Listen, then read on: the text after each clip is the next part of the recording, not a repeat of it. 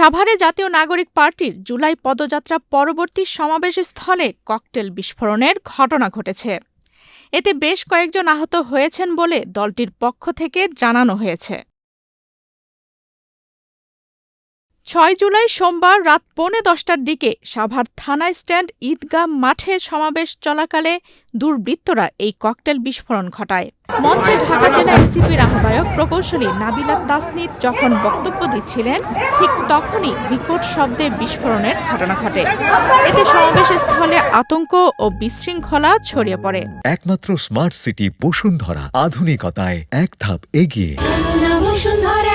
বিস্ফোরণের সময় সমাবেশ মঞ্চে এনসিপির আহ্বায়ক ও বিরোধী দলীয় চিফ হুইপ নাহিদ ইসলাম, দলের সদস্য সচিব আক্তার হোসেন এবং মুখ্য সংগঠক সার্জিস আলম সহ কেন্দ্রীয় নেতৃবৃন্দ উপস্থিত ছিলেন। এনসিপির পক্ষ থেকে তাৎক্ষণিকভাবে জানানো হয়েছে, এই বিস্ফোরণে দলের বেশ কয়েকজন নেতাকর্মী আহত হয়েছেন। তবে হামলার পেছনে কারা জড়িত সে বিষয়ে এখনো কিছু জানা যায়নি। সেখানে বিদ্যুৎ চলে গিয়েছিল, সেইখানে আমরা স্পষ্টভাবে প্রশাসনিক সহায়তায় সেইখানেই বোমা হামলা করা হয়েছে। আমরা এখন সাভার মডেল থানার সামনে এসেছি, শান্তিপূর্ণভাবে আমরা এখানে অবস্থান করব। আমরা এখানকার কর্তৃপক্ষ, পুলিশ কর্তৃপক্ষের সাথে জিজ্ঞাসা করব, একটা রাজনৈতিক দলের গণতান্ত্রিক অধিকার আছে কর্মসূচি করার, এবং পুলিশের দায়িত্ব, এখানকার প্রশাসনের দায়িত্ব তাদের সকল ধরনের নিরাপত্তা নিশ্চিত করার।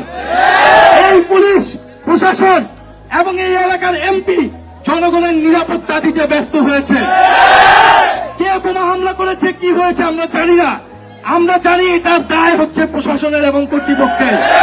তাহলে আমরা তার কাছে জবাবদিহিতা চাবো যে কেন সে নিরাপত্তা দিতে ব্যর্থ হয়েছে, সে কি কি পদক্ষেপ নিয়েছিল, কারা বোমা হামলা করলো, কেন তাদের চোখ ফাঁকি দিয়ে কিভাবে সেখানে বোমা হামলা করার সুযোগ পেল সন্ত্রাসীরা। আমরা জানি এই এলাকায় কারা ফ্যাসিস্ট আওয়ামী লীগের নেতাকর্মী সন্ত্রাসীদেরকে পুনর্বাসনের সাথে জড়িত। আমরা জানি কারা চাঁদাবাজি, সন্ত্রাস, দুর্নীতি, মাদক কারবারির সাথে জড়িত। প্রিয় এলাকাবাসী, আমরা শান্তিপূর্ণভাবে জনগণের পক্ষে কথা বলতে চাই। জুলাই গণঅভ্যুত্থান আমাদেরকে শিখিয়েছে জবাবদিহিতা নিশ্চিত করা। তারা ভেবেছিল আমাদেরকে বোমা হামলা করে, ভয় দেখিয়ে, আহত করে তারা আমাদের আন্দোলন, আমাদের পদযাত্রাকে থামিয়ে দিবে। এটা কোনোভাবেই সম্ভব না। আমাদের জীবন গেলে রাজপথে এই জীবন যাবে।